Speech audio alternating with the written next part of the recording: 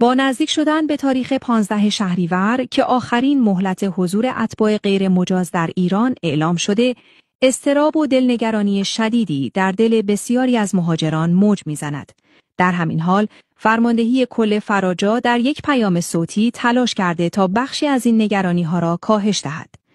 سخنگوی فرماندهی کل فراجا در این پیام گفت: افغان‌ها مردمانی سخت‌کوش و زحمتکش هستند و ما آنان را با نهایت احترام و عزت به کشورشان بازگردانیم. بسم الله الرحمن الرحیم. تأکید مجدد فرمانده کل انتظامی به کلیه یگانهای مرتبط با طرد اتباع مبنی بر رعایت حق و حقوق و حفظ کرامات انسانی در فرایند خروج از کشور. خب تعدادی از اتباع از جمله تبع کشور افغانستان سالیان سال در کشورمون بودن و قریب به اتفاق اونها در کنار شهروندان ایرانی زندگی کردن و خدمات صادقانه ارائه دادن و البته مورد تکریم ملت ایران هم بودن.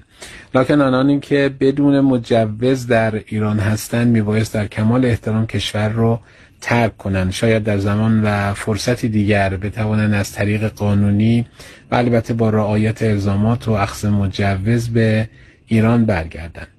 او همچنین تاکید کرد که پلیس آمادگی کامل دارد تا در روند بازگشت حقوق مالی اتباع از جمله طلب‌هایشان از صاحبخانه‌ها یا کارفرمایان را پیگیری و به آنان بازگرداند. تعدادی از عزیزان کشور افغانستان هم هستند که مطالباتی از جمله موارد مالی از افراد حقیقی یا حقوقی دارند که لازم هست قبل از خروج به حق و حقوق خودشون برسند. در این رابطه پلیس به عنوان وکیل و پیگیر مطالبات مالی و اموال اونها خواهد بود.